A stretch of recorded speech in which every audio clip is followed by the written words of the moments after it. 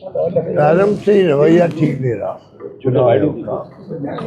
ये ऐसे इम्पोर्टेंट काम होते हैं क्योंकि चुनाव आयोग पे पूरा लोकतंत्र का काम रहता है, निष्पक्ष चुनाव हो और लिस्ट बने, वोटर लिस्ट बने, वो बिल्कुल सही बने, फर्जी वोट उस पर नहीं हो, असली वोट बाहर नहीं रहे, यही तो होता है।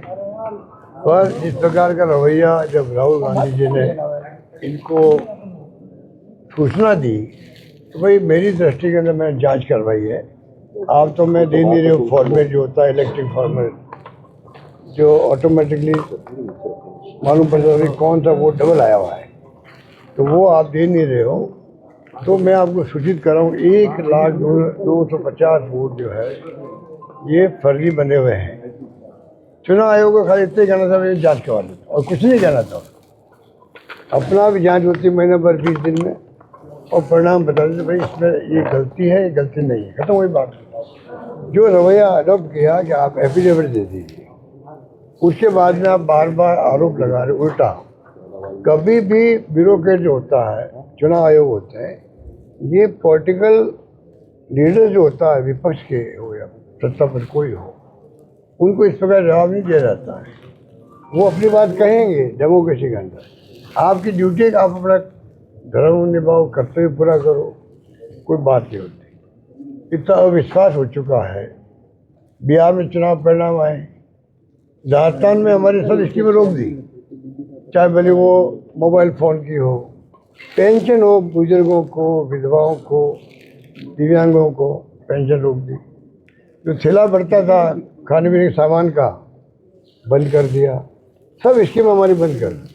और बिहार के अंदर चुनाव चल रहा है, पोलिंग हो रही है, उस दिन तक जा रहा पैसा, पेंशन का भी जा रहा है, वही कोई योजना और है वो पैसा भी जा रहा था। पेंशन 400 से कर दी 1100 कर दी, वो भी जा रहा था। 10,000 रुपये जा रहे थे महिलाओं को। एक महिला का 10,000 का मतलब पूरे परिवार को प्रोवाइड करना होता है।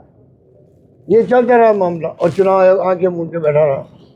ये जो स्थिति बनी है, इसलिए अब जो FIR की शुरुआत करी है 12 राज्यों में, यूपी में क्यों नहीं करी? और सुप्रीम कोर्ट में केस चल रहा है FIR का, आप थोड़ा इंतजार करते। आप क्यों मतलब सुप्रीम कोर्ट में सब जुडिस केस है और आपने शुरुआत कर दी, तो इसमें आपकी नीयत की खोट लगती है। इसलिए पूरे देश के लोगों में आक्रोश भी है, गुस्सा भी है और अविश्वास पैदा हो गया है चुनाव आयोग पे। ये उचित नहीं है। जितनी हमारी एजेंसी है, जुडिशरी हो, चाहे वो CBI, इनकम टैक्स, ED हो, चाहे वो चुनाव आयोग हो, ये महत्वपूर्ण एजेंसी है देश हित के अंदर। और जिस प्रकार का रवैया सभी एजेंसियों ने अडॉप्ट कर रखा है, उससे देश में सरकार के प्रति भी अविश्वास पैदा हो गया है। ये स्थिति बन गई। वोट चोर की बात क्यों कहेगी? वोट चोर, गद्दी चोर का नारा क्यों लगाया गया? ये जो डाउट क्रिएट हो गए, इसलिए इस प्रकार नौबत आ गई। तो ये डेमोक्रेसी में मैं समझता हूँ कि जो नॉर्म्स है उसको फॉलो करना आवश्यक है। संविधान डॉक्टर अम्बेडकर ने क्या कहा था, उसके अकॉर्डिंग टू चलेगा तो देश एक रहेगा, अखंड रहेगा। धर्म के नाम पे आप डिवाइड करो देश को, क्या चाहते हो आप? पूरा मुल्क एक रहे, अखंड रहे। इंदिरा गांधी जी ने जान दे दी पर खालिस्तान नहीं बनने दिया, राजीव गांधी शहीद हो गए और ये लोग परवाह नहीं कर रहे हैं। पता नहीं किस दिशा में ले आएंगे देश को।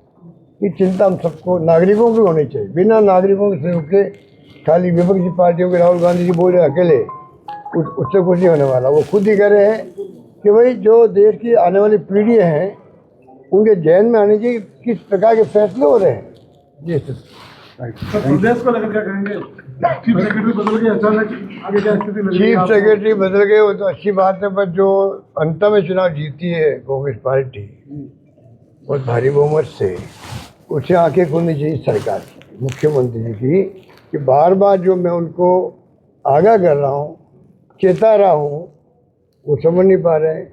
हम विपक्ष में जरूर हैं, हम चाहेंगे गुड गवर्नेंस हो, अच्छी सरकार चले, जनता का भला हो और विकास के काम हो, ये तो हमारी नीयत रहेगी। तो हम तो चाहते हैं कि बार बार इनको आगाह करें कि आपकी स्थिति अच्छी नहीं है। आप किसी गाँव में जरूर रास्ता के अंदर एक ही बात मिलेगी आपको कि किसके पास जाएँ, सुनवाई नहीं होती हमारी, पिछली गवर्नमेंट कामों को याद करते हैं। ये तो तथ्य है सबके सामने। तभी समझ नहीं पा रहे हैं। अब झटका जो इनको लगा चुनाव में, अब तो समझना चाहिए। कानून व्यवस्था इसलिए बिगड़ रही है, रोज एक्सीडेंट हो रहे हैं, कोई परवाह नहीं कर रहे डिपार्टमेंट वाले, रेप हो रहे हैं, डकैतियाँ हो रही है और मर्डर हो रहे हैं। अब बाकी स्थिति ऐसी है कि आप जोधपुर देख लीजिए। मैं अलग से प्रेस कॉन्फ्रेंस करूँगा यहाँ पर कि जो हमारी बिल्डिंगें खड़ी है, मैंने जाके पत्र लिखा मुख्यमंत्री जी को देखने के बाद में, तो सुबह लाइब्रेरी की बिल्डिंग खड़ी है, आपका एयरपोर्ट के बाद में स्पोर्ट्स कॉम्प्लेक्स बनाया, 80 करोड़ रुपये लगाए हम लोगों ने, पड़ा हुआ है खराब हो जाएगा।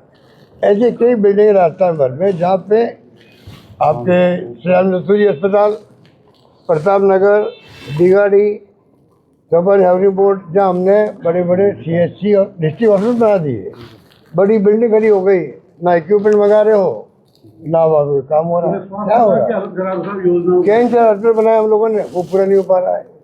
तो चारों ओर से हाहाकार मचा हुआ है। अब सरकार की तो आप देख लो क्या सरकार चल रही है, सरकार नाम कोई चीज़ नहीं है। Thank you.